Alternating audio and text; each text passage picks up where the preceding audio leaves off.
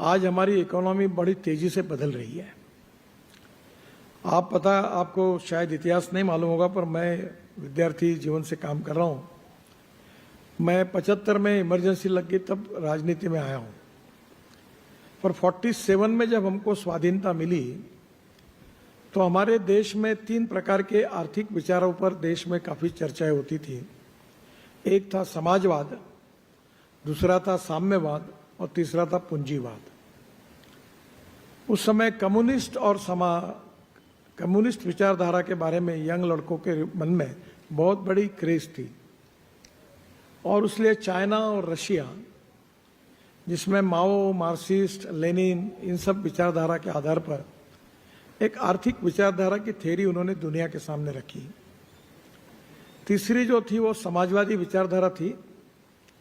विश्व में भी थी और हमारे यहाँ भी समाजवादी मूवमेंट बहुत स्ट्रांग थी। डॉक्टर राम मनोहर लोहिया जी, उसके बाद समाजवादी पार्टी, प्रजा समाजवादी पार्टी, जॉर्ज फर्नांडिस, मधुलिमय, मधु दंडवते, मृणाल गोरे, बैरिस्टर नाथ पै, बड़े स्टॉलवर लीडर थे जो समाजवादी विचारों के पुरस्कर्ता थे। और उसी समय विशेष रूप से लिबरल आर्थिक चिंतन के आधार पर एक स्वतंत्र पार्टी निर्माण हुई थी, जिसमें राजगोपालाचारी थे, मन्नू मसानी थे।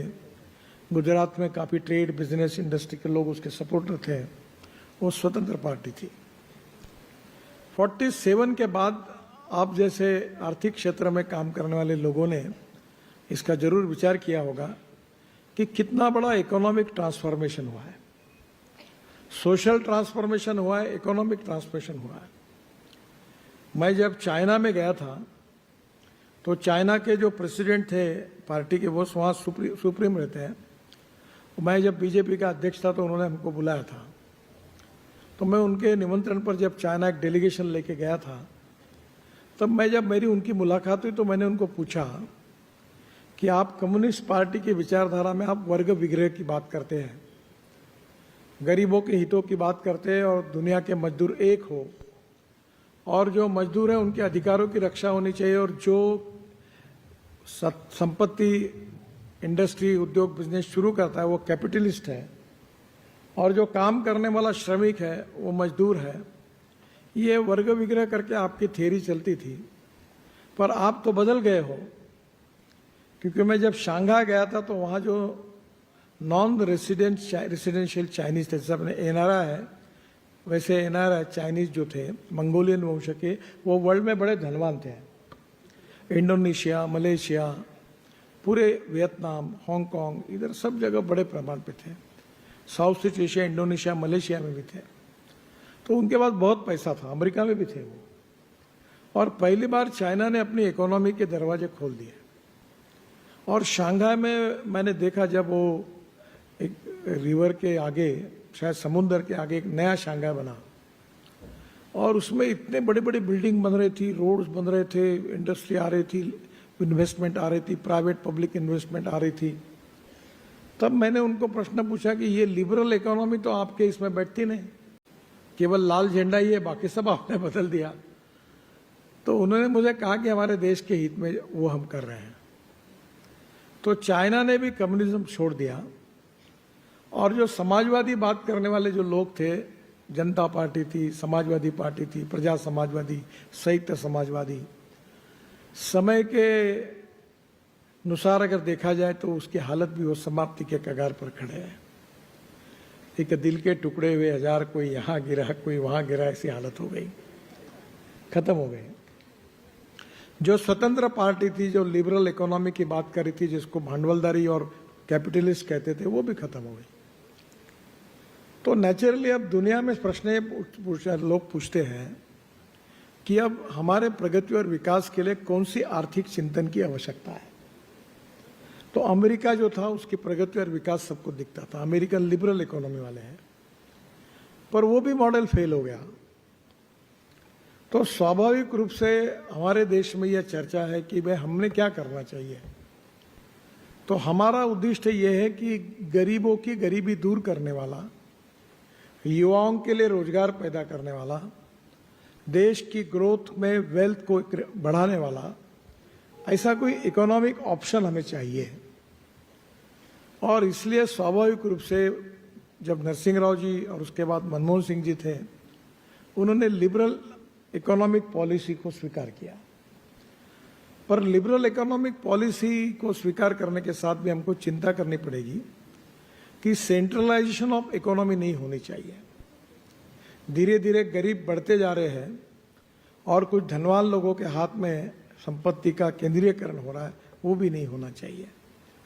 तो सत्ता का विकेंद्रीकरण भी, संपत्ति का विकेंद्रीकरण भी होना चाहिए और इसलिए जो आर्थिक स्थिति है उसमें बहुत बड़े बदलाव आए हैं और उस बदलाव में आप लोगों की भूमिका बहुत महत्वपूर्ण है। जैसे उदाहरण के लिए मैं रोड सेक्टर में बात करता हूँ। मैं जब मंत्री बना महाराष्ट्र में 95 में, तो मैंने पहली बार देश का build operate and transfer BOT project देश का पहला मैंने शुरू किया, ठाणे भिवंडी बाईपास। और फिर मुंबई में 55 उड्डान पुल, Worli Bandra sea link project, Mumbai Pune highway, ये कैपिटल मार्केट में पैसे खड़े किए। और उस समय जब कैपिटल मार्केट में जाने के लिए मैंने हमारे मुख्यमंत्री को परमिशन मांगी तो सबने फाइल निगेटिव की थी। तो उन्होंने मुझे कहा कि आपको कौन पैसे देने वाला है। उस समय दो आइकॉन थे आर्थिक क्षेत्र में, एक धीरूभाई अंबानी और रतन टाटा। दोनों से मेरे संबंध भी अच्छे थे और दोनों का मेरे ऊपर बहुत प्रेम था। धीरूभाई थोड़े स्पष्ट बोलने वाले थे, तो उन्होंने बोला, नितिन तुम्हें कौन पैसा देगा और क्यों देगा।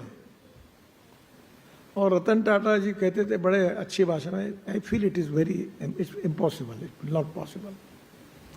पर मैंने जब हमारे मुख्यमंत्री को कहा कि एक कोशिश करके देखते हैं, अगर पैसा मिलेगा तो ठीक है, नहीं मिला तो मेरा फेलियर हो जाएगा, इससे नुकसान तो कुछ नहीं है।